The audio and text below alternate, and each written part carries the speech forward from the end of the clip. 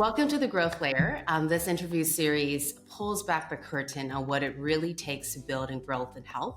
We're here for everything in between the wins, the pivots, and behind the scenes decisions that really shape the journey. And this is where we believe the real stories of growth get told.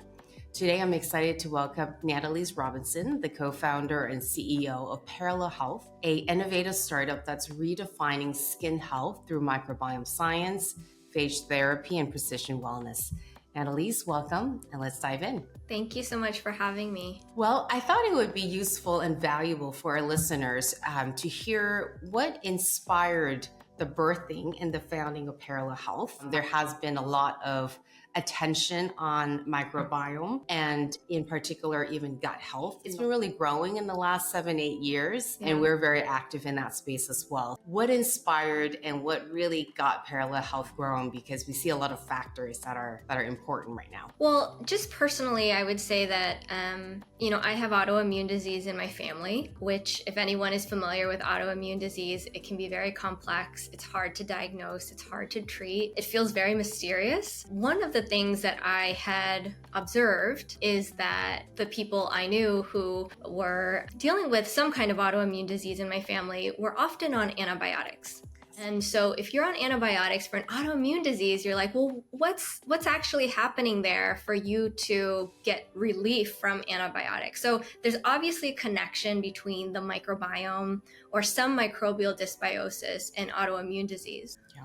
So that was sort of a seed that was planted in my mind. But because of, just that experience, I was really inspired to want to work in health in some capacity. I decided after business school to, work in health, but I worked in pet health, mental health. I ended up jumping from startup to startup, and I ended up at a company where I met my now co-founder, Dr. Nathan Brown, who is a microbiologist, PhD by background. He was working on something really interesting called phage therapy, and he had done his postdoc in the UK, and that he was actually, his project under the Gates Foundation and the Wellcome Trust was he was building phages for Shigella. So phages are natural microbes that attack bacteria very precisely. They exist in nature, and there are millions of phages on you and in you right now. And all they do, their job is to control bacterial populations so that they don't overgrow. So when we were at this company, Dr. Nathan was tasked to create the first ever phage serum for acne. And the culprit bacteria in that issue is C. acnes, or that's what has been studied. And so we sold essentially an acne phage for two people at large. One of the things that I mentioned just now is that phages are very, very precise. Yeah. What we learned, and probably not surprisingly now looking back on it, is that it worked really, really well for some people. It was very neutral or didn't work at all for other people. And we said, well, why is there such a huge discrepancy? Well, it turns out everyone's different. Okay. And so the people who have overgrowth of C. acnes, we were giving them a C. acnes phage. It worked really well because it was perfectly matched. In other cases, even though people said they had acne, they had fungi, they had psoriasis, other types of bacteria, fungi, and they really needed a different phage. And so the light bulb moment was, well, actually, why don't we test people's microbiomes and then give them the right phage? And so we actually brought that idea to that company and said, hey, we really should be doing this. This is the future of personalized medicine, and we can do that with the microbiome. And they said, no, that's a biotech play. That's really going to be expensive. So no. And, Nathan ended up, exiting the company and called me a few months later and said, I'm having a lot of conviction around this idea. I want to do this, and I would love for you to do this with me as the CEO. And I said, I don't know. Of course. but because I knew that this was something that had never been done. We were going to have to collect a lot of data to be able to match people with the right phage. There was so much technology that we had to build from scratch, essentially. We ended up getting into the Illumina Accelerator, and I had told him previously, if we get in, I'll quit my job, I'll do it. If not, we'll have to go back to the drawing board. But we ended up, getting in, and so that was the genesis of Parallel. Wow, beautiful, beautiful. I love that it is a mix of internal internal experiences and then also external factors and him reaching back out. How long did it take from the time he reached back out for you to consider actually going into this or even trying for the accelerator? Well, I said, why don't we just apply? Like when he brought the idea to me, and it's like, well, let's just see what happens. But when we actually got in, I was still hesitant. Obviously, it's a huge move. And I actually went back to one of my professors at the GSB and I said, I don't know if I should do this. It's like a lot. I don't know if I'm like cut out to be a CEO. And she said, if not you, who? If not now, when? So it's like, okay, I guess it makes it pretty simple. Yes. Amazing. Yeah, I think a lot of times we can overthink things, there's like, we can analyze ourselves out of anything. 100%. Yes, 100%. Yeah. We can overthink. And something that I find from working with founders and having these conversations with founders is that there are these identity leaps and shifts that one has to make. And I'm not even a psychologist. And just from having these conversations and like witnessing, when you take a startup that's from 0 to a million, from a million to 5 to 10, I mean, you have to evolve along the way. And everyone has their own different set of tools to negotiate. I was just talking with a longtime founder that we work with, and we were sharing, exchanging our astrologers, our intuitives, because that's part of our toolbox, right? Yeah. And so, that's funny. it's you kind of have to figure out your support system to move you along the way. Parallel has been around for 5-6 years. Is that? No, we're in our 4th year. In our 4th year. Okay. So it's been around for 4 years. How is it going? Is there I was reading a statistic in that over 80% of people globally, they experience acne, right? And that dermatologists are the top prescribers of antibiotics. So, when I was reading that and I thought about your products and how that's tied to microbiome health and identifiers, like what are your top conditions that you are serving? How is it going? And I actually had thought Parallel was around longer than it has. So, I think to answer your first question of who do we address most, I would say that, certainly acne, we think about inflammatory diseases or inflammatory issues, I should say, when we think about the microbiome and we think about what are the issues that people prescribe antibiotics for. And that's any answer you could give to that is something that phages could help with. Okay. And so, there are many in derm, which is acne, eczema, rosacea. And now we're even learning that there are pigmentation issues that are correlated with dysbiosis of the microbiome as well. So at the precipice, we're just learning about all the things that the microbiome sort of touches, and it's a lot. But those are sort of the issues that we address. Now we're a fully licensed telehealth practice. So, it's really interesting because what we're trying to do is marry microbiome science with traditional dermatology. Because we're not saying throw dermatology out, like not at all. We're saying, okay, let's just add another tool, which is our skin discovery test using whole genome sequencing. Let's understand what your microbiome looks like. Let's create a regimen that's unique to you, that's going to work for you. Now, for some people, phages are going to do the trick, 100%. If you have a severe chronic issue, right? Sometimes you need like extra support, and it might be multifactorial, right? It might be like there might be bacterial or microbial dysbiosis, and it might be hormonal. So we want to address both root causes. And so it's important to identify what those are and then address both at the same time. So anyway, I'm going on, but those are the issues that we deal with. And of course, aging, right? Because everyone has, as we get older, even if you have great skin, you can experience low-grade chronic inflammation. Sure. And any kind of low-grade, chronic inflammation will cause accelerated aging. And so we're looking at that point at prevention. As well as sort of decelerating aging. Got it. How did you find your first customers, or is this more of a B2B play where you are working in partnership with clinicians, with dermatologists? And then I'm curious, how many of your first customers were motivated by prevention versus solving for more chronic conditions or more immediate acne condition? Yeah. I mean, that's been the it's been a good and challenging kind of like reality, which is that our first customers fall into two buckets. Okay. One are the people who have some kind of chronic issue and they don't want to use antibiotics, or antibiotics just simply don't work for them anymore, or never have. And then there are another group who are like the biohackers of skin, right? Like they just want anti-aging. They want their Botox to last longer. They want to look, they want to do everything they can to improve their skin and support skin longevity. So that has always been the reality for us. And so that's been one of the challenges as a business, because you're like, investors are telling us, well, why don't you focus on one? And we're like, no, we don't want to, we want to focus on, anyone who needs this.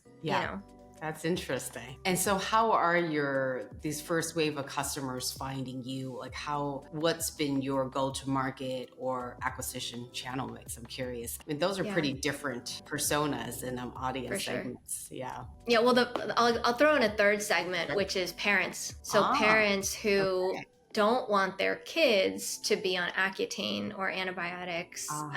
And so, that has been a learning for us as well. And I can see that now that you've voiced it. That makes sense. Yeah. Okay, but in terms of, acquisition channel, we honestly we just haven't paid for marketing. As a startup, I mean, we've done experiments here and there, but we're not that company that just like you see like a million ads from. Part of it is just, like we're doing a lot, our resources go to a lot of R&D and really go to the science. We don't have a lot of marketing dollars to deploy. Sure. And so we've had to get, really creative about how we get out there. And the other challenge, I think, is because we're doing something new, there's a huge educational component, right? So it's not like I can just put up an ad and say, hey, there's phage there. Like that doesn't work. So what we've done is a lot of it has been word of mouth.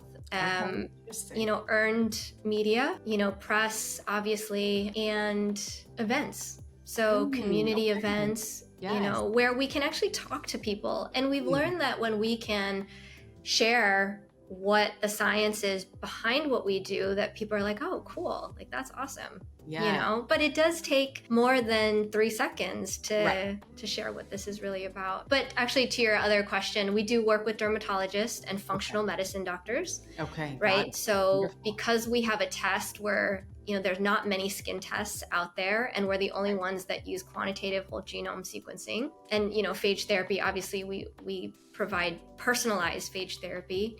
So it's something that we offer as a tool for derms and for other clinicians. Got it. And is the D2C versus B2B play, if you want to share, like what's the breakdown between the two? Is it more primarily D2C play? Because it seems like with your technology, it can really go both ways. And not every health company can say that. Yeah. Well, we started purely D2C, and we only started working with our kind of clinical partners maybe 2 quarters ago. So we actually didn't, even though we started the company in 2021, we didn't actually really launch, or even I'll call it soft launch, until 2024. So we've really not been around for that long, but we started working with clinicians maybe the end of last year. So I would say in terms of split, I don't know the exact, but it's definitely more D2C right now. But B2B2C, I would say, is growing pretty quickly. That makes sense. Got it. Yeah. Got it. Fantastic. So you shared some of the learnings in terms of your audience segments and even the technology with the personalization piece, even before the origin of the company, really. What would you say, if there is another pivot or two that was surprising, as you're going to market, as you're in market? I love what you called out about being innovative and then having to educate. I see that a lot with health companies as well. It's exciting to be the first one, but you also have a lot more education to do. 100%. It's a lot more work. Yes, so much nurturing, right? Whether it's emails or even on the ads front, a lot of longer form content retargeting. So I totally get that. And it's good that you're not using up resources inefficiently on that front? I don't know if we've pivoted officially ever. Okay. I think that what we've pitched to investors and even Illumina at the very beginning was sort of this end-to-end, our line was, we want to build an end-to-end health platform where we test and then we provide a solution. Yeah. Now, that being said, we've certainly evolved. When we first started, we launched with the test, like a face test, and then we provided, these phage serums that you would use on your face, right? Yes. But as people started testing, they're like, hey, can I test my XYZ? Yeah. Right? Yeah. Fill in the blank. And, people started asking us about, hey, do you test scalp? Hey, do you test, body? Hey, I have this weird thing on my elbow. Can I test that? I have asked this question for myself. Yeah. And so because people started asking, we're like, well, yes, of course we can. I mean, we have the technology to really test anything. We just have not marketed it that way. And so what we did at the end of last year was we launched officially a scalp health test, a body odor test, a body blemish test, so that people know that they can test all of these other things. And now at this point, we said, look, if you want a custom kit and you just want to test like all these things and you don't see it listed, yes, we can do that. We'll create a kit for you. Love that. I love that. It is so multi-applicable and you can apply it to all different surfaces on your body. Like that's impressive. Not only that, we include a control in every test. So we do that because it makes your results more accurate. But when we do the control, we ask you to hold a swab in the air. So essentially what you're doing is you're testing your environment. Yeah. And that has actually been really interesting in certain cases because it has been revealing when there are really high microbial counts in the air and we know what they are, we can tell patients or customers and say, hey, like there's something odd here, because we also have, we have comparative, right? Like we see what a normal room should look like. Yes. And so we're like, hey, your room has a lot more microbes than the average. And so what is going on here? And that has actually helped us troubleshoot their environment, their lifestyle, their, just other factors that can contribute to their microbiome. That's interesting. That wouldn't have even occurred to me. And that's fascinating that you have another benchmark metric just from even that. Yes. Yeah. Wow. Yeah. So I guess then that comes to, in terms of like what's next, right? So sounds like things are progressing. You've birthed and brought this very innovative company in a very, I should say, hot topic, right? And that's becoming more mainstream or like widely accepted when it comes to gut health, microbiome health, both not just in the biohacking longevity space, but for, a wider consumer. So like what's next in terms of the vision of next steps and growth? Well, what we're really excited about and something that we've had to build on our back end has been our machine learning tools. So, we had to start with a huge data set. It's our data set, it's proprietary. And as we grow the company, we're learning so much about what microbiomes look like for different ages, different ethnicities, different, skin issues. And then around the world, we ship internationally. So we're seeing how, Asian skin is different from white skin is different. It's all very, very interesting and we're learning a lot. And the other thing that we do is that we test people. If you're on the MD03 protocol, which is a plan, you get free testing every 6 months. So we want you to monitor because we know that your microbiome evolves over time with age. We're collecting this longitudinal data. We're seeing patterns. And so what's really cool about, we were using machine learning obviously before this AI revolution. But what we realized, and then obviously when AI obviously is here now, we use AI tools as well, but we've had to create these unique bioalgorithms to understand what we're seeing. And what that means for the future of Parallel is that we really believe that we're building a predictive health engine.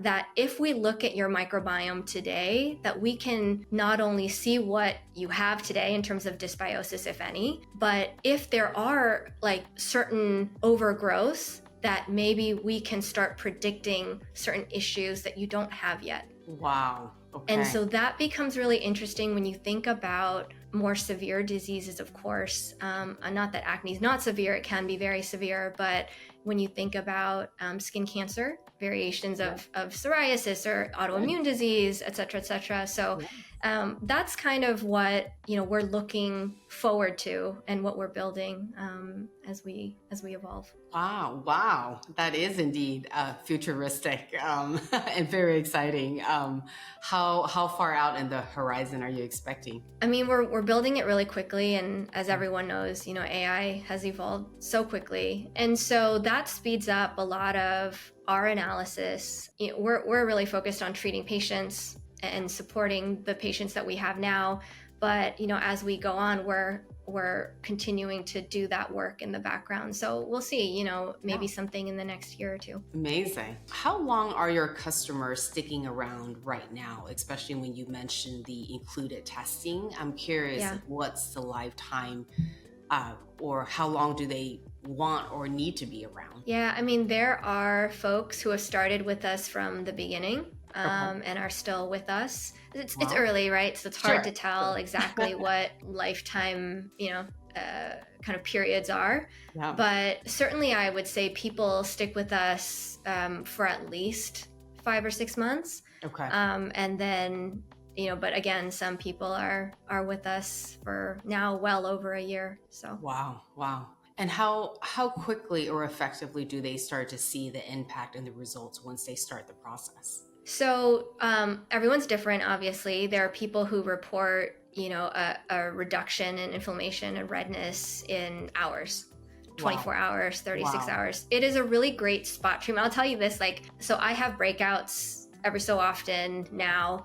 I know my custom phage. I use it as a spot treatment. When I know that something's coming on, I'll use it. It'll go away within 24 hours. So I use it as a spot treatment, but there are certainly, people who have more chronic, severe issues. We've seen it clear in, it can take a few months, 3 months, 6 months, 9 months sometimes. Incredible. I love it. One of the things I love about these conversations is I get to discover and learn as well. All right. Well, any last insights or comments that you want to wrap up with? This has been great. Being at the company has really changed my thinking around an approach around my own health. Okay. It helps me think differently about, what I put in my body or why things happen or why they're not happening. And we've realized, your microbiome is as unique as your fingerprint. Wow. And so when you think about products that you use, it just makes me realize that this one size fits all kind of landscape that we've had for decades. It's like we can do better at this point, know, and we should, Yes. Wow, that is powerful. And I'm going to have to make sure my team calls that out. Your microbiome is as unique as your fingerprint. I mean, that's so powerful. And what a strong headline. Yeah, but it's true, it's true. And here's another thing, 99% of the DNA in and on our bodies is not even human. It's microbial. So we have to learn to work with our microbes, not against them. Yeah. So when we're taking antibiotics, we're carpet bombing our microbiomes. We really need to work with our systems. I love that. So then what about when we're taking probiotic supplements? How does that help it balance, or do we actually have to customize or personalize that even more? It's a big question. It's a big question. So I certainly think personalized probiotics will be the future because there are bacteria that are good for everyone. But again, everyone's different. Some, it might help others more than it could help you. And so you don't really know until you understand what you're working with. That makes sense. Amazing. Well, thank you. This has been so good. Thank you. Across many levels. I'm very excited to share this with our network and with our audience. So thank you so much. Awesome. Thanks for having me.